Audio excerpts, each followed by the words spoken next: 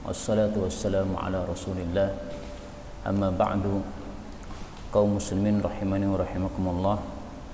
Sebelum kita lanjutkan pengajian tafsir Al-Quran satu hari satu halaman, saya mengajak jamaah semuanya untuk mari kita mendoakan saudara-saudara kita yang sakit. Barangkali ada di antara bapak-bapak, ibu-ibu yang sakit atau keluarganya. Termasuk juga kita niatkan untuk guru kita, guru kami Al-Ustadz Supriyono, beliau sedang sakit di rumah sakit. Kita doakan, kita niatkan untuk mereka semua. Allahumma salli wa sallim wa barik ala Muhammad wa ala ali Muhammad. Allahumma shfi mardal muslimina ajma'in. Allahumma shfi mardal muslimina ajma'in.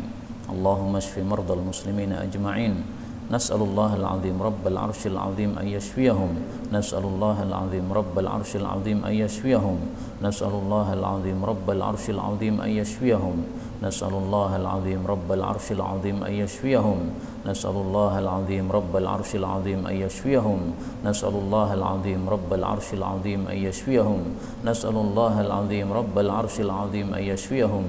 Wa sallallahu wa sallam baraka ala nabi Muhammad walhamdulillahi rabbil alamin. Kita sudah sampai pada halaman 602, yaitu pada surah Quraisy. A'udzu billahi as-sami'il 'alim minasy syaithanir rajim min hamzihi wa nafthihi wa nafthihi. Bismillahirrahmanirrahim. Lilafi Quraisy ilafihim rihlatash shita'i was-sayf فليعبدوا رب هذا البيت الذي أطعمهم من جوع وآمنهم من خوف. بسم الله الرحمن الرحيم.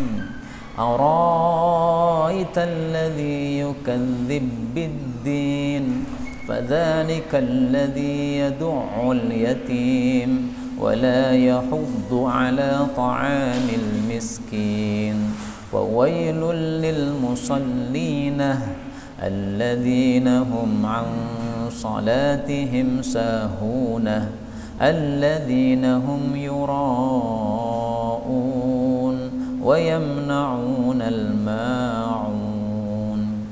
بسم الله الرحمن الرحيم. إنا أعطيناك الكوثر فصل لربك وانحر إن شانيك هو الأبتر. Alhamdulillah Rabbil Alamin. Allahumma arhamna bil Qur'ani amin. Pada 3 surat yang kita baca ini, ada beberapa kata yang bisa dibaca dengan 2 bacaan.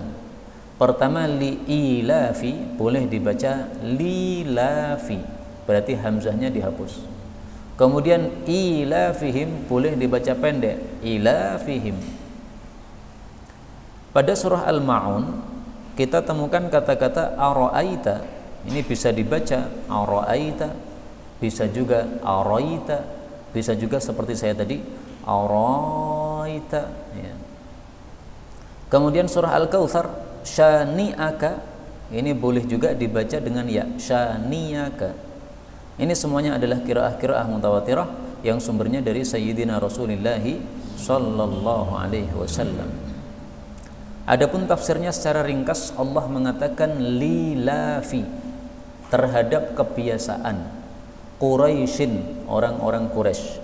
Maksudnya takjublah terhadap kebiasaan orang-orang Quraisy. Kebiasaannya apa? Ilafihim, yaitu kebiasaan mereka rihlata, untuk perjalanan jauh, rihlah safar, asyita pada musim dingin, wassaif dan pada musim panas. Kaum muslimin rahimani wa rahimakumullah, maksud ayat ini menurut Al-Imam At-Tabari bahwasanya Allah menyebutkan betapa orang-orang Quraisy itu dalam kenikmatan, sehingga Allah mengatakan takjublah engkau terhadap keamanan yang diberikan oleh Allah kepada orang-orang Quraisy. Mereka diserang oleh Raja Abraha dihancurkan oleh Allah Subhanahu wa taala.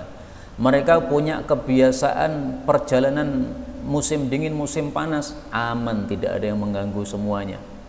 Maksud Allah adalah ini nikmat-nikmat Allah kepada orang Quraisy. Nah, mestinya nikmat itu diimbangi dengan apa? Mensyukuri nikmat, jangan mengkufuri nikmat. Kalau mereka mengkufuri nikmat Allah, yaitu dengan cara menyembah berhala, syirik kepada Allah, ini nikmat Allah bisa dicabut. Karena itulah Allah kemudian menyebutkan perintahnya untuk mentauhidkan Allah pada ayat yang ketiga, falyabudu, maka hendaklah mereka beribadah, robba, kepada robnya hadzal bait, pemeliharanya rumah ini, maksudnya Ka'bah. Nah, sebelumnya kata-kata syita, musim dingin, ini maksudnya adalah perjalanan orang-orang Quraisy menuju ke arah Yaman pada musim dingin untuk bisnis atau perdagangan. Adapun yang dimaksud shaif, musim panas, itu adalah perjalanan orang-orang Quraisy ke negara Syam juga dalam rangka untuk perdagangan, perbisnisan. Ini Mekah, ini Madinah, ini Syam, ya. Jadi dari Mekah menuju Syam ke arah apa? Utara. Kalau Yaman sebaliknya, ke arah selatan. Maka orang-orang Quraisy ini melakukan 2 kali perjalanan. Kalau musim dingin, mereka perjalanannya menuju ke arah Yaman. Ke arah apa? Yaman, ke selatan. Tapi kalau musim panas, mereka menujunya ke arah utara, ke arah Syam. Kenapa? Karena Yaman itu terkenal negara panas, sehingga cocoknya perjalanan ke sana pada musim dingin supaya tidak kepanasan. Sementara Syam sebaliknya terkenal negara dingin, sehingga mereka perjalanan ke sana pada musim panas, sehingga tidak terlalu kedinginan di sana, tidak terkena salju dan sebagainya. Nah, mereka safar 2 kali ke utara, ke selatan, ini semuanya dalam kondisi aman, diberi keamanan oleh Allah Subhanahu wa taala, tidak ada yang mengganggu. Sebagaimana disebutkan oleh Allah dalam surah yang lain, Allah menyebut Mekah itu sebagai haraman aminan, sebagai tanah haram yang aman.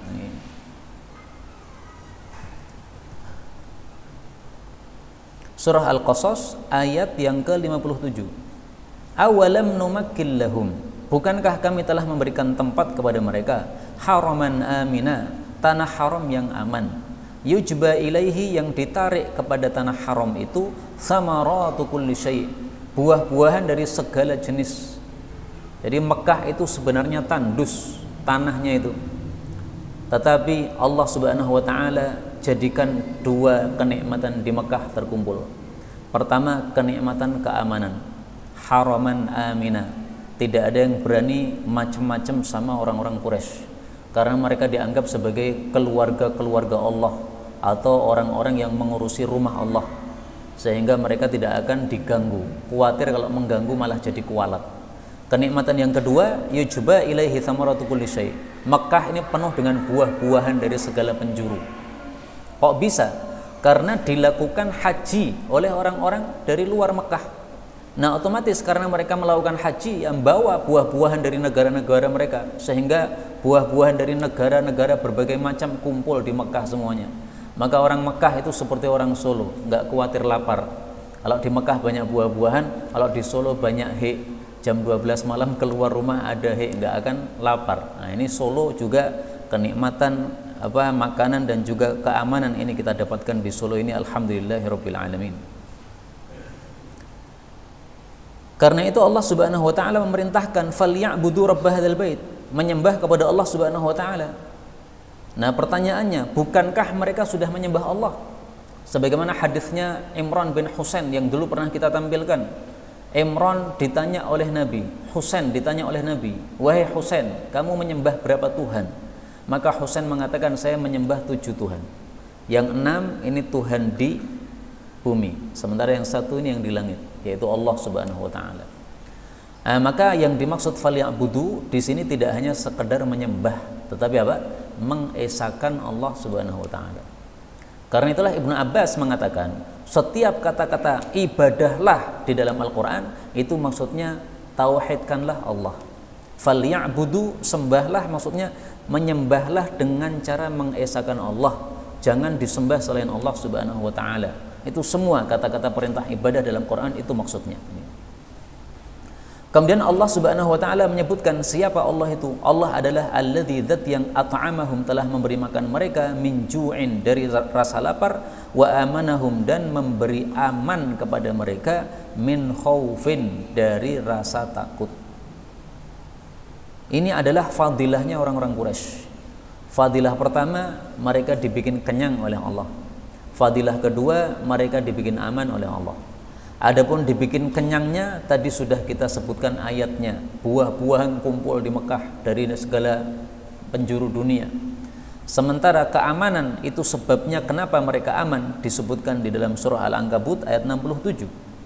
Allah mengatakan, awalam yarau, bukankah mereka sudah melihat, anna ja'alna haraman amina, bahwa kami sudah menjadikan tanah haram yang aman, wa yutakhattafun nasu min haulihim, sementara manusia-manusia sekitar mereka itu pada disambar. Maksudnya ada yang dibunuh, ada yang dijadikan tawanan. Tetapi khusus orang-orang Mekah tidak ada yang berani mengganggu mereka. Kenapa? Ini dianggap orang-orang istimewa, orang-orang istimewanya Allah. Mereka kalau mengganggu khawatir malah kualat sendiri. Nah, ini dua kenikmatan yang disebutkan oleh Allah untuk orang-orang Quraisy. Maka maksudnya adalah hendaklah mereka mensyukuri nikmat Allah ini dengan cara mengesahkan Allah, kalau menginginkan nikmat itu terus diberikan oleh Allah. Karena itu meskipun ayat ini atau surat ini bicara tentang orang-orang Quraisy, tetap bisa kita ambil pelajaran untuk kita orang-orang Indonesia. Pelajarannya apa? Nikmat Allah yang diberikan untuk Indonesia, kalau kita syukuri, nikmat ini tidak akan dicabut oleh Allah Subhanahu wa taala. Dan ternyata kita lihat Indonesia itu mirip dengan orang-orang Quraisy. At'amahum min ju', dijaga oleh Allah dari lapar. Karena di Indonesia banyak padi yang ditanam, banyak sawah-sawah. Wa amanahum min khauf, aman dari ketakutan. Dulu ada PKI tapi sudah ditumpas habis semuanya. Alhamdulillahi rabbil alamin, sudah aman kita sekarang. Pengajian di Indonesia nggak ada yang mengganggu-gugat, alhamdulillah. Banyak di negara-negara Arab itu pengajian semuanya ditutup, tidak boleh diadakan selama pandemi. Berarti sudah berapa tahun mereka nggak ngaji itu.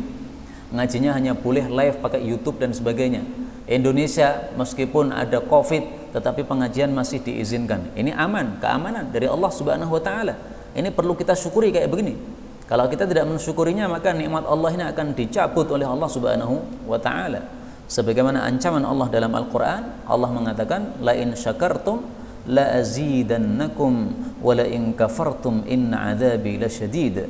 Surah Ibrahim ayat 7. Sungguh-sungguh kalau kalian bersyukur, aku akan menambah kepada kalian nikmat, dan jika kalian kafir, maka sungguh siksaku sangat-sangat dahsyat. Nah, maka kita memperbanyak alhamdulillah sebagai bentuk syukur kepada nikmat Allah Subhanahu wa taala, dan juga menggunakan nikmat ini sebaik-baiknya. Baik, sebagai penutup untuk surat Quraisy ini, saya tampilkan satu hadis tentang fadilah orang Quraisy. Apa kata Nabi Sallallahu Alaihi Wasallam tentang orang Quraisy? Beliau mengatakan, ini saya carikan dari kitab Jami'us Shaghir karena merupakan kamus hadis. Qaddimu Quraisyan, majukanlah orang-orang Quraisy, wala taqaddamuha, jangan melangkai orang-orang Quraisy. Wa ta'allamu min Quraisyin, belajarlah dari orang-orang Quraisy. Wala tu'allimuha, jangan mengajari orang-orang Quraisy. Walaula an tabtara Quraisyun, kalau saya tidak khawatir bahwa orang-orang Quraisy akan jadi sombong, la akhbartuha ma li khiyariha indallahi ta'ala, sungguh aku akan kabari apa kemuliaan yang diberikan oleh Allah Subhanahu wa taala kepada orang-orang baik di antara mereka. Ini hadis riwayat Tabarani, derajatnya sahih. Maksudnya apa? Orang-orang Quraisy itu merekalah yang paling berhak menjadi pemimpin, sehingga hendaklah dimajukan, jangan dimundurkan. Hendaklah kita belajar dari mereka, jangan memintari mereka atau mengajari mereka. Mereka adalah orang-orang yang pintar, cerdas otaknya. Tapi tentu saja ini tidak semua orang Quraisy ya. Ya, ulama-ulama dari kalangan Quraisy itu biasanya terkenal cerdas-cerdas. Misalnya Imam Syafi'i rahimahullah. Siapa yang tidak kenal Imam Syafi'i? Imam Syafi'i ini termasuk keturunan Quraisy. Maka Quraisy ini termasuk pilihan Allah Subhanahu wa taala ya. Sebagaimana kita dapatkan juga dalam hadis yang lain, Rasulullah sallallahu alaihi wasallam bersabda, "Innallaha astafani min Quraisyin." wastafa Quraisyan. Allah Subhanahu wa taala telah memilih Kinanah dari keturunan Nabi Ismail, memilih Quraisy dari keturunan Kinanah, memilih dari Quraisy Bani Hashim, dan memilihku di antara Bani Hashim. Hadis riwayat Muslim sahih. Jadi maksudnya orang-orang Quraisy ini keturunan Nabi Ismail. Keturunan Nabi Ismail ada banyak. Salah satunya adalah Kinanah. Nah, Kinanah ini dipilih keturunannya banyak juga. Nah, yang dipilih oleh Allah Subhanahu wa taala adalah orang-orang Quraisy. Kemudian dari kalangan orang-orang Quraisy ini muncul Nabi Muhammad sallallahu alaihi wasallam. Maka Nabi Muhammad ini orangnya sangat cerdas, orangnya sangat kuat, orangnya sangat pemberani, orangnya sangat dermawan. Wajar karena dari kelompok yang dipilih oleh Allah Subhanahu wa taala, yaitu orang-orang Quraisy. Baik, kita lanjutkan surah Al-Maun. Allah Subhanahu wa taala mengatakan, "Ara'aita, apa pendapatmu alladzi terhadap orang yang yukadzibu mendustakan biddini terhadap hari pembalasan." Maksudnya hari pembalasan adalah apa? Hari kiamat. Berarti maksudnya apa pendapatmu terhadap orang kafir? Karena orang kafir tidak percaya kiamat. Allah mengatakan fadzalika, maka dia itu alladzi, orang yang yad'u, mendorong atau menolak al-yatima, anak yatim, wala yahuddu, dan dia tidak menghasung ala ta'ami, untuk memberi makan al-miskin, kepada orang-orang miskin. Ayat ini maksudnya adalah menyebutkan sifat orang yang tidak percaya kepada hari pembalasan. Sifatnya apa? Sifatnya merendahkan anak yatim. Kalau ada anak yatim datang minta-minta karena tidak ada yang memenuhi kebutuhannya, maka ditolak, didorong dengan keras, tidak mau memberi kepada anak yatim tersebut. Dan juga tidak pernah memikirkan bagaimana nasib orang-orang miskin, supaya mereka bisa makan, supaya bisa kenyang sebagaimana mereka yang diberi kekayaan oleh Allah. Ini sifatnya orang-orang kafir. Karena itu pelajaran untuk kita orang-orang Islam adalah jangan sampai kita orang Muslim punya dua sifatnya orang kafir ini. Ini dua sifat yang cocok hanya untuk orang kafir saja. Orang Muslim nggak cocok punya sifat kayak begini. Karena itu dalam Islam kita disuruh dua. Satu, disuruh menyayangi anak yatim. Dua, disuruh memberi makan orang miskin. Mari kita lihat bagaimana sabda Nabi sallallahu alaihi wasallam tentang berbuat baik kepada anak yatim. Rasulullah mengatakan, ana, saya, wa kafilul yatimi, dengan orang yang mengkafili atau menanggung anak yatim, huwa kahataini fil jannah, maka saya beserta dia nanti seperti ini di dalam surga. Ini sambil menunjuk dua jari begini, jari telunjuk sama jari tengah. Artinya nanti akan posisinya dekat bersama Rasulullah sallallahu alaihi wasallam. Karena itu siapa yang pengen nanti di dalam jannah dekat dengan Nabi, hendaklah dia mengkafil anak yatim. Hadis riwayat Muslim, derajatnya sahih. Rasul sallallahu alaihi wasallam juga bersabda tentang memberi makan orang miskin. As-sa'i 'alal armalati wal miskin. Orang yang bekerja untuk menghidupi janda dan menghidupi orang miskin, kal mujahid fi sabilillah. Itu tingkatannya seperti orang yang jihad perang di jalan Allah. Awil qa'imil laili sha'imin nahar, atau seperti orang yang ahli qiyamul lail dan ahli puasa siang harinya. Hadis muttafaqun alaih. Jadi kalau kita tidak mampu ahli tahajud, tidak mampu ahli puasa, ada gantinya ini. Gantinya apa? Menghidupi janda dan juga orang miskin. Orang miskin dikasih kecukupan. Misalnya kita kirimi beras orang miskin supaya mereka tidak kelaparan. Nah, ini sesuatu yang sangat bagus sekali di hadapan Allah Subhanahu wa taala. Bahkan Rasul sallallahu alaihi wasallam pernah ditanya, "Ya Rasulullah, ayyul islami khairun?" Wahai Rasulullah, Islam yang kayak apa yang paling bagus? Maksudnya amalan Islam apa yang paling bagus? Maka Nabi mengatakan, tut'imut ta'am, kamu kasih makanan, wa taqra'us salam ala man arafta wa man lam ta'rif. Kamu mengucapkan salam kepada siapapun muslim, baik kamu kenal maupun tidak kamu kenal. Pokoknya ada orang berpeci, nah berarti dia apa? Muslim. Ada perempuan berjilbab, berarti dia muslimah. Nah, disalami meskipun tidak kenal. Itu Islam yang paling bagus. Dan ini dua sifat ini semuanya berkaitan dengan sosial, memberi makan kepada orang, ini sosial, mengucapkan salam kepada sesama muslim yang berjumpa, ini sosial lagi. Kemudian Allah Subhanahu wa taala mengatakan fawailun, maka binasa lil musallin, bagi orang-orang yang salat. Kalau membaca ayat ini jangan berhenti sampai di sini kemudian selesai, jangan. Karena kalau berhenti sampai di sini berarti maknanya rusak. Orang yang sholat celaka atau binasa, tidak begitu.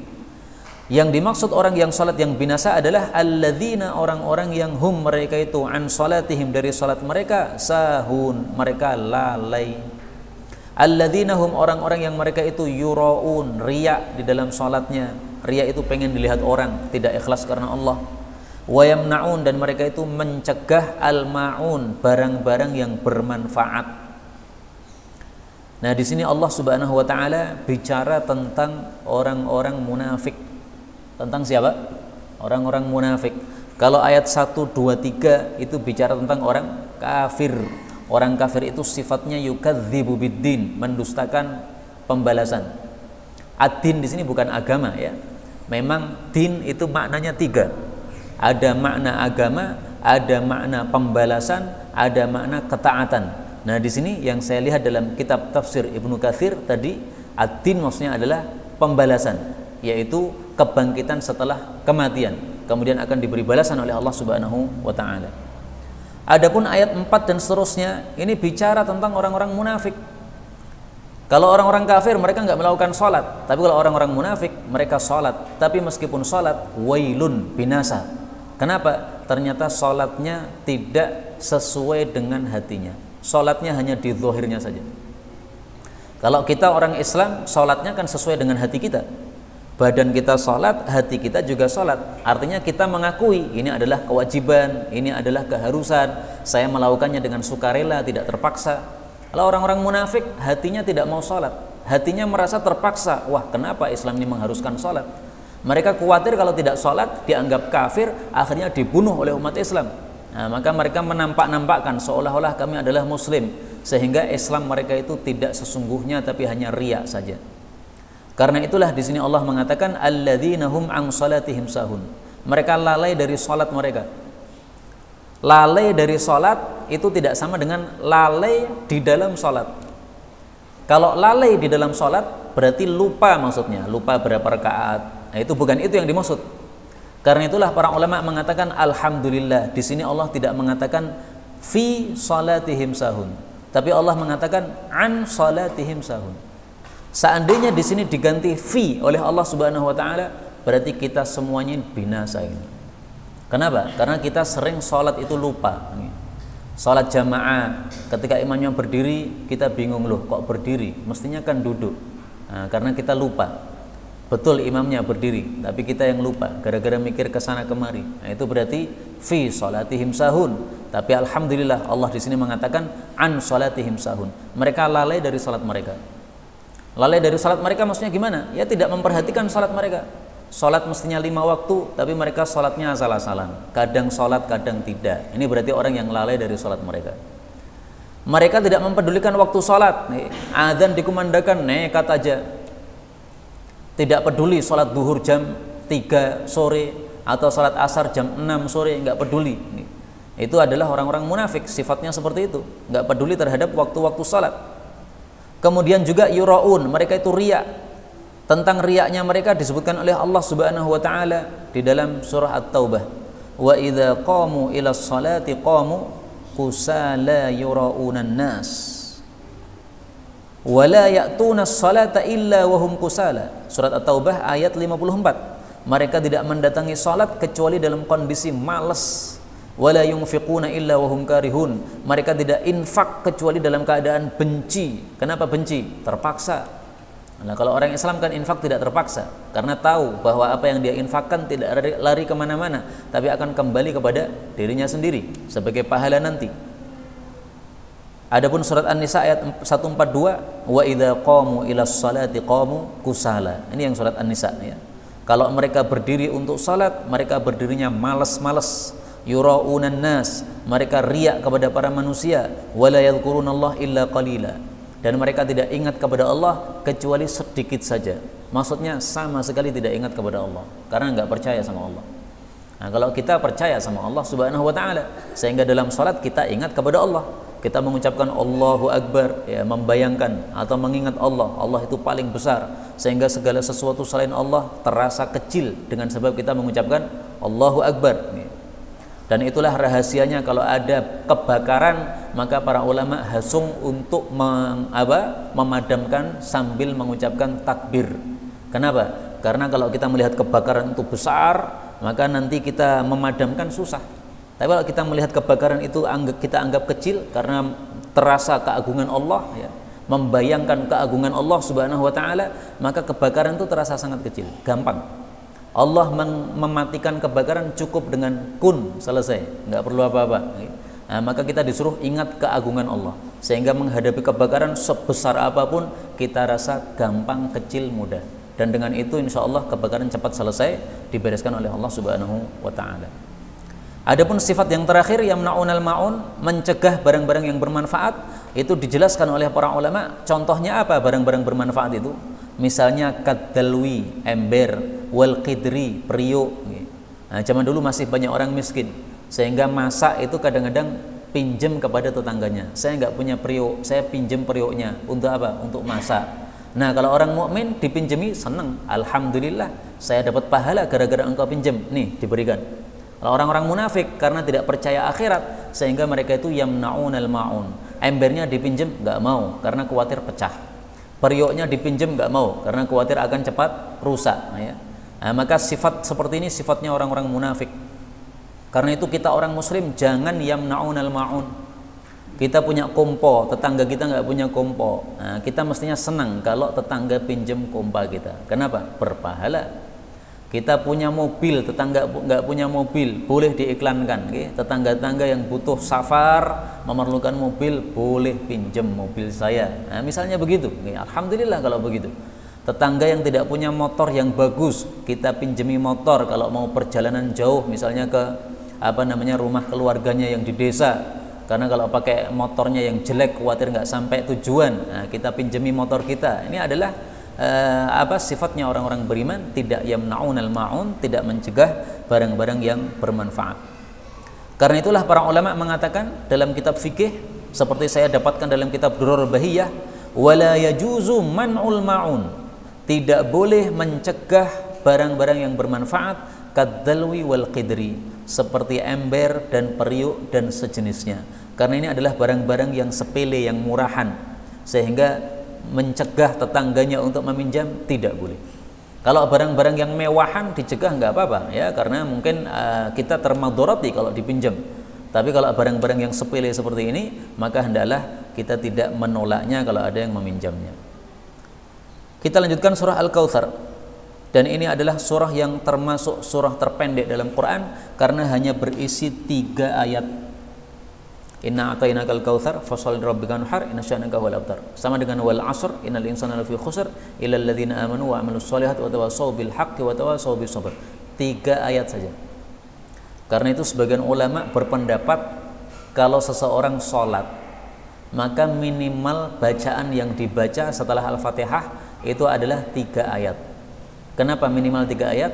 Karena surat terpendek dalam Al-Quran adalah 3 ayat. Tidak boleh misalnya waladhdallin, amin, yasin, Allahu Akbar, nggak boleh. Atau Toha, Allahu Akbar, nggak boleh. Menurut sebagian ulama, mereka mengatakan apa? Minimal 3 ayat. Baik, kita lanjutkan. Allah mengatakan, Inna sesungguhnya kami Allah a'tainaka, kami telah memberikan kepada engkau al-kautsar, sesuatu yang banyak. Fasalli maka salatlah li rabbika, kepada Rabbmu, wanhar dan menyembelihlah. Inna sesungguhnya syani'aka, orang yang membencimu, huwa dia itu al-abtar, orang yang terputus. Kaum muslimin rahimani wa rahimakumullah, surat ini menunjukkan betapa mulianya Rasulullah sallallahu alaihi wasallam di hadapan Allah, sehingga Nabi Muhammad sallallahu alaihi wasallam diberi oleh Allah Al-Kautsar, sesuatu yang sangat banyak. diberi kenabian, diberi risalah, diberi wahyu, diberi Al-Quran yang merupakan kitab paling utama, kemudian nanti di akhiratnya akan diberi telaga Kautsar, akan diberi maqamam mahmuda, akan diberi syafaatul uzma. Banyak sekali kemuliaan yang diberikan oleh Allah kepada Nabi Muhammad SAW. Dan kalau kita membaca Quran 30 juz, itu sudah tampak betapa mulianya Nabi Muhammad di hadapan Allah Subhanahu wa taala. Buktinya apa?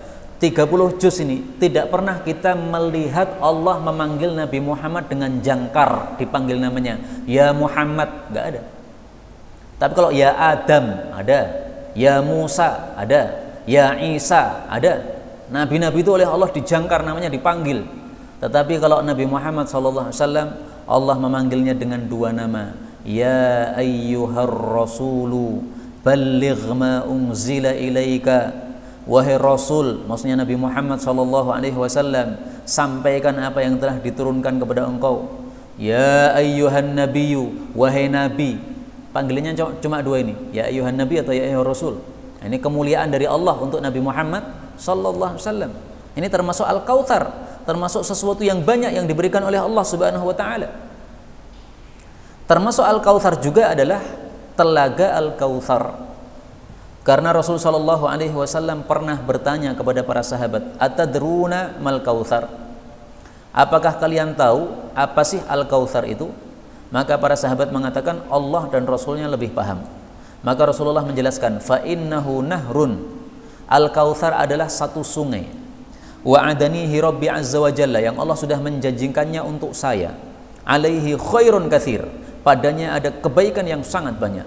Huwa haudun. Dia itu adalah satu telaga. Taridu alaihi ummati yaumal qiyamah, yang umatku akan masuk ke dalamnya pada hari kiamat nanti. Mudah-mudahan semua kita termasuk orang-orang yang diberi Al-Kautsar ini. Amin ya rabbal alamin. Aniyatuhu adadun nujum. Ciduk-ciduknya sejumlah bintang-bintang di langit. Jadi banyaknya enggak terhingga. Fayukhtalajul abdu minhum. Tapi ada seorang hamba dicabut, ditarik, tidak boleh masuk. Fa aqulu rabbi, maka saya mengatakan, wahai Rabbku, innahu min ummati, sesungguhnya dia termasuk umatku, kenapa dilarang masuk?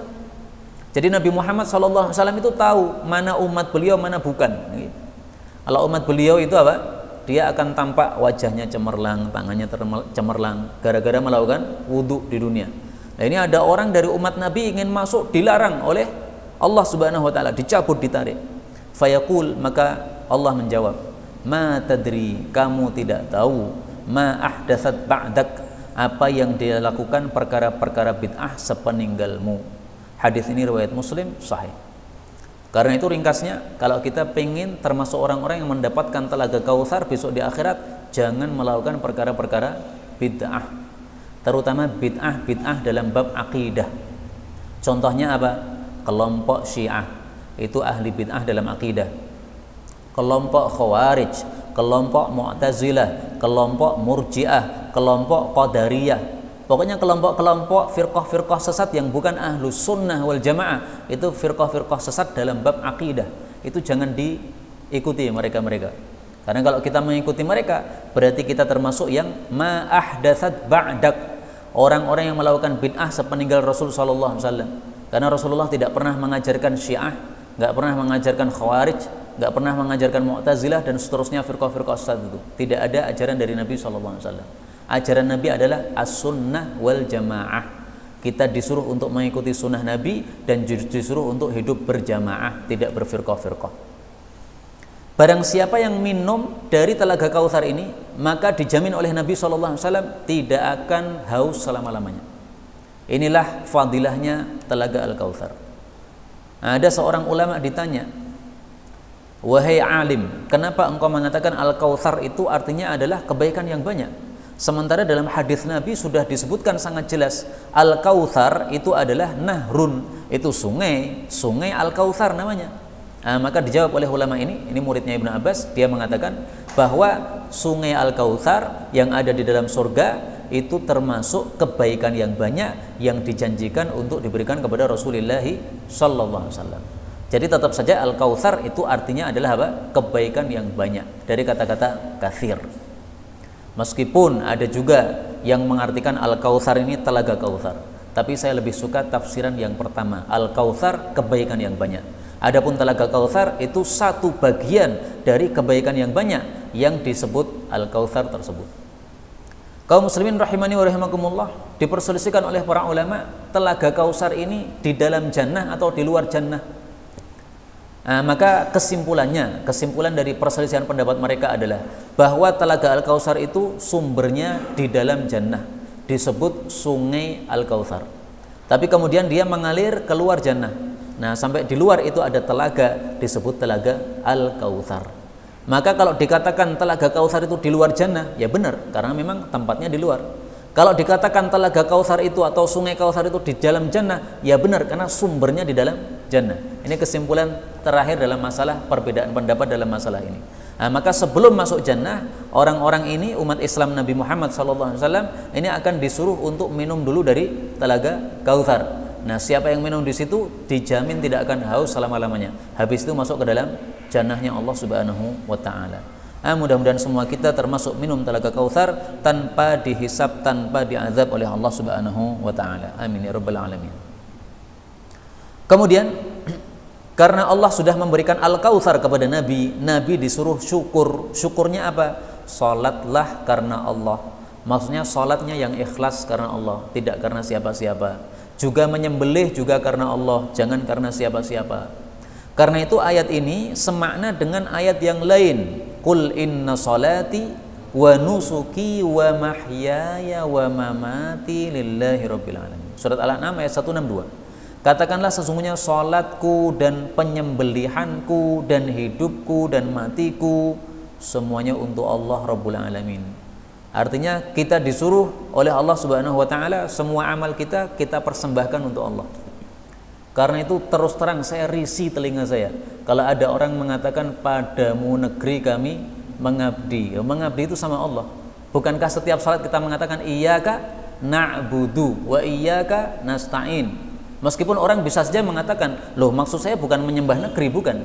Baik, kalau maksudnya bukan menyembah negeri, kalimatnya diganti saja, jangan mengabdi. Karena mengabdi itu identik dengan peribadatan. Sementara peribadatan hanya boleh kepada Allah. Inna salati, sesungguhnya salatku, wa nusuki, dan peribadatanku. Ada dua tafsiran nusuki ini. Nusuk ada yang mengartikan peribadatan, ada yang mengartikan nusuk itu penyembelihan. Nah, kalau diartikan penyembelihan berarti semakna dengan ayat ini tadi, wanhar. Ini tafsiran yang terkenal untuk kata-kata wanhar. Ada juga tafsiran yang lain. Fasholli li rabbika, salatlah karena Allah, wanhar, dan taruhlah kedua tanganmu pada nahar. Nahar itu dada paling atas. Berarti salatnya gini, Allahu Akbar. Maka kalau ada orang salatnya begini, ini tidak usah dipermasalahkan, Pak. Biar aja. Kenapa? Dia memakai pendapat yang mengatakan bahwa wanhar itu taruhlah tangan pada saat salat di atas dada. Meskipun kalau saya lebih suka taruhnya di perut sebagaimana mazhab Syafi'i. Boleh juga di bawah pusar, nggak ada masalah, bebas. Yang penting naruhnya di depan badan kita, jangan di belakang begini. Di depan ini semuanya benar, mau atas, mau tengah, mau bawah, benar. Dan kalau mau sesuai sunnah, maka naruhnya di tengah-tengah sini, tempat jam tangan ini. Sehingga yang terkena telapak tangan kita adalah 3 bagian. Bagian telapak tangan sama ruas sama hasta, ya, semuanya kena. Nah, ini yang sesuai sunnah Rasulullah sallallahu alaihi wasallam.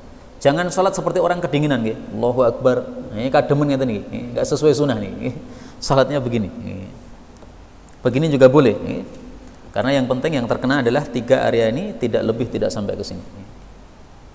Baik, kemudian yang dimaksud di sini, sesungguhnya orang yang membencimu dia itu adalah orang yang terputus. Ini ada satu sebab kenapa turun ayat ini. Sebabnya adalah seorang kafir bernama As bin Wa'il. Dia menyebut Nabi Muhammad SAW sebagai orang yang abtar.